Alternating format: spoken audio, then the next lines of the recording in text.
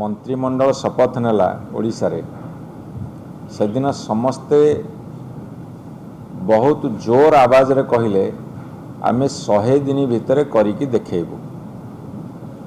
आज 300 दिन टपी गला कौन कौन करिसेंती जदि पचारिबो से हिसाब से उत्तर से पाखरे नाही। यह न रहिबार कारण होउची जातीय दल माने जाबतीय समस्यार सृष्टिकर्ता। गोटे आंचलिक दल जो भली भाव में गोटे राज्य पे लड़ाई करि पारे, गोटे जातीय दलर सरकार जेतेबेले दिल्ली रे थाए एवं सेही दलर गोटे सरकार जेतेबेले राज्य रे थाए, एमाने जातीय सरकार लांज भली इठी रुहंती, तांका तुंड खुले नहीं कि मुंड मध्य पकांती नहीं। तेणु से आम 300 दिन भितर गोटे कथा अनुमान कलु, निरीक्षण कलु एवं ताकू पर्यालोचना आलोचना भितर को नेलु जे एमानकर सफलता किछि नहीं। कहीं ना जातीय दल जाबतीय समस्यार सृष्टिकर्ता, जातीय समस्या रे से माति थांती, आंचलिक बा राज्य समस्या प्रति सेमानकर निघा न थाए। विधानसभा भितर मु मध्य तांको प्रश्न करिथिली जे डबल इंजिन सरकार कहिले आमे आशा करितलु ओडिशा सरकार जेतिकी पैसा खर्च करिवे बजेट रे, केंद्र सरकार सेतिकी मैं ताठर अधिका देबे। किंतु रूटीन वर्क रे आपण देखिबे जेतिकी पैसा आस्तला सेतिकी ताठो गोटे टंका अधिका आसी नाही, जेतिकी केंद्रीय अनुदान आस्तला सेतिकी। एवं आमे मध्य से प्रश्न उठेइथिलु अतीत रे ओडिशा रु नौच केते दौच केते हिसाब मागुलु हिसाब दियो, से विभिन्न उपाय नौछंती जेते सेतिकी भी दौनाहांती। से कार्यक्रम बा से कथा एबे भी बलवत्तर अछि, चालू रहिछि। एवं एबे कौन तांकर गोटे ट्रेनिंग हेतला पुरी रे, पुरी रे ट्रेनिंग हैला तापर से माने बाहरी की कहिले जे वर्तमान में यूपी मॉडल लागू करिवो, अर्थात उत्तर प्रदेश मॉडल आमे वर्तमान ओडिशा रे लागू करिवो।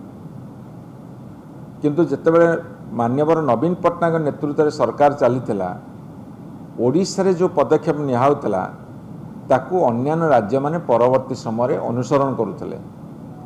धरतु गाँ गहली रे कंक्रीट रास्ता हवा कथाटा एटा ओडिशा सरकार आरंभ करथिले प्रथम पाली 2000-2004 सरकार बेले। तापरे सारा भारत वर्ष अन्य सरकार माने कंक्रीट रास्ता को गले।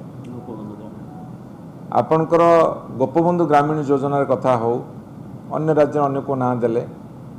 आपण देखिथे ममता योजना, ममता योजना रे शिशु और मातृ मृत्युहार रोकिबा पई आग नवीन पट्टनायक योजना आरंभ करते, परवर्ती समय केंद्र सरकार से योजना को ग्रहण कले एवं योजना पर योजना करुथिले एवं से योजना को केंद्र सरकार अन्य राज्य माने ग्रहण करुथिले।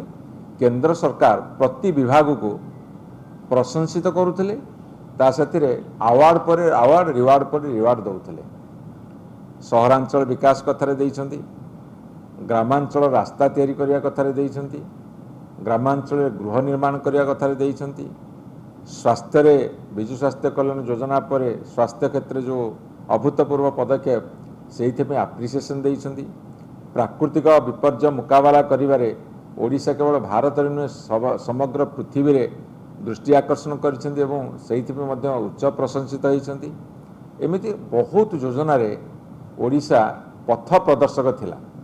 किंतु एबे पुरी जो ट्रेनिंग कैंप कले सेठू बाहर के आसी कहले ओडिया अस्मिता चुलिकी जाऊ, बर्तमान उत्तर प्रदेश मॉडल आगु को आसू। तेणु आज मधुबाबूंकर जयंती रे ये मौलिक प्रश्न गुड़ाक आम रखा उचित मन कलु। एवं ये आपण को कही रखे जे 300 दिन पूरी गला, ओडिया अस्मिता भी कौन कले, ओडिया अस्मिता भी कौन कले। वर्तमान मुंड टेकिक आम चली पारुन। गत सरकार स्पोर्ट्स रे मध्य डेभलप होता विभिन्न क्षेत्र आप जो डिपार्टमेंट को जीवे से डिपार्टमेंट गोटे माइल खुंट तैयारी करथिला एवं अतिक्रम करथिला।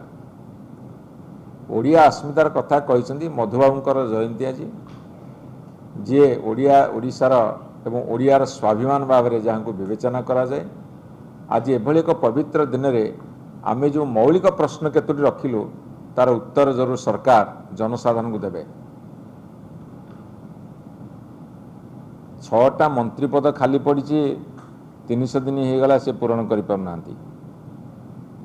87टा कॉर्पोरेशन खाली पड़ी ताकू पूरण कर पारना। विभिन्न विभाग रे वर्तमान जड़े जड़े अनेक विभाग दायित्व अच्छा मंत्री हूँ कि अमलातंत्री हूँ कि जंत्री हूँ ओडिया अस्मितार चिन्हवर्ण कोटी देखा जाउनी।